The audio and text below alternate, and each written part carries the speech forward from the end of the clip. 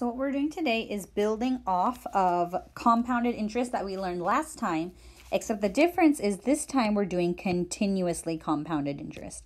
So if you remember, the lesson that we did last week was whenever your interest was being compounded a certain number of times a year. So if it was compounded monthly, you would use a 12 for n, right? Because it's 12 times a year.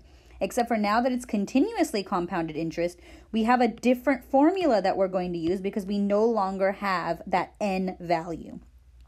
And that formula is A, capital A, equals P again, e to the RT, okay? A equals P e to the RT. Now, the A and the P represent exactly what they did before. The A is your final amount. Okay? P is again called the principal, which is the initial amount.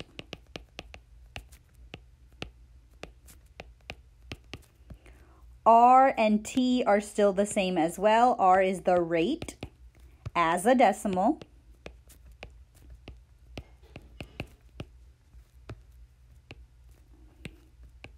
So if you have, for example, 6.8%, that would become your R value of 0.068 because you have to move that decimal place over twice.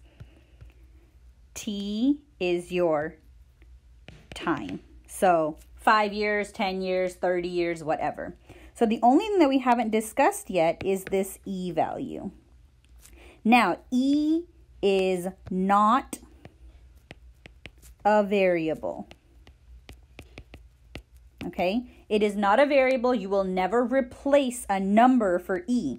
E is like pi. Okay? It's like pi because, as you guys know, pi is approximately 3.1415 blah, blah, blah, blah, blah. But because it's a number that's never ending, it's irrational, we just let pi stand in for that number. We're going to do something very similar for E. E is also one of those special numbers like pi, okay? Now, the example that we're going to do, we're just going to do one because it's not very different from what we did in the last lesson.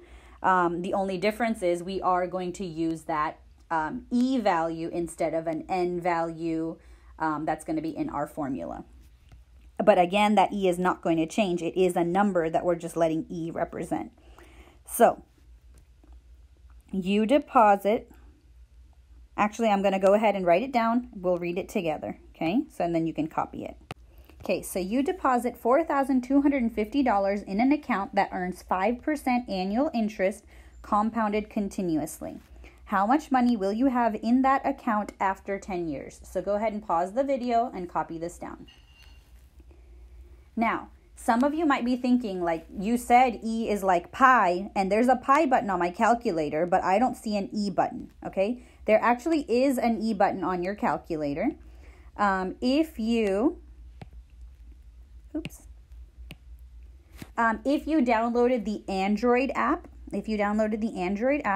that is going to be this one on the left right here. That's what it's going to look like on your phone. And if you look right over here, that LN button right above it, teeny tiny, it says E to the X, okay? So in order to get that button, you're going to press second,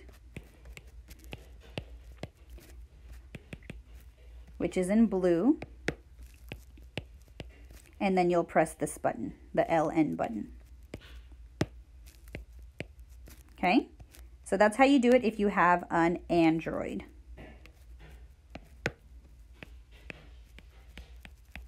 Okay, if you downloaded the app and you have an Android.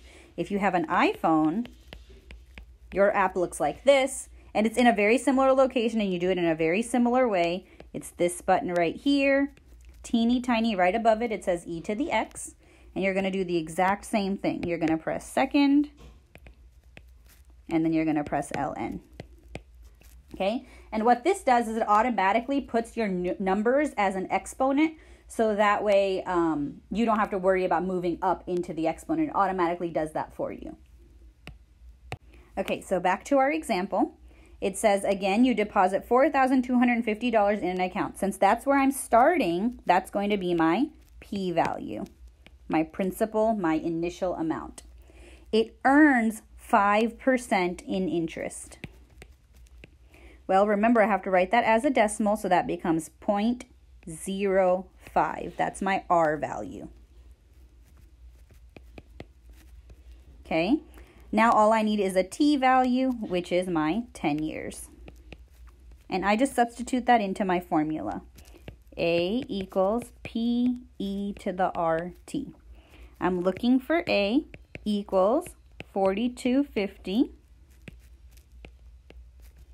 E doesn't change because remember, it's just a number that we're letting be like a variable. It's like pi, but it does represent a number. And it's like 2.718, something like that. The R value is 0.05 times the T value, which is 10. And I just use my calculator and I type that in. So 4250, and then you press second ln, and then that E will pop up, 0.05 times 10, and you'll get a value of A equals 7007.07.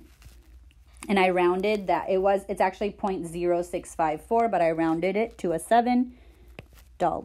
And that's your final answer.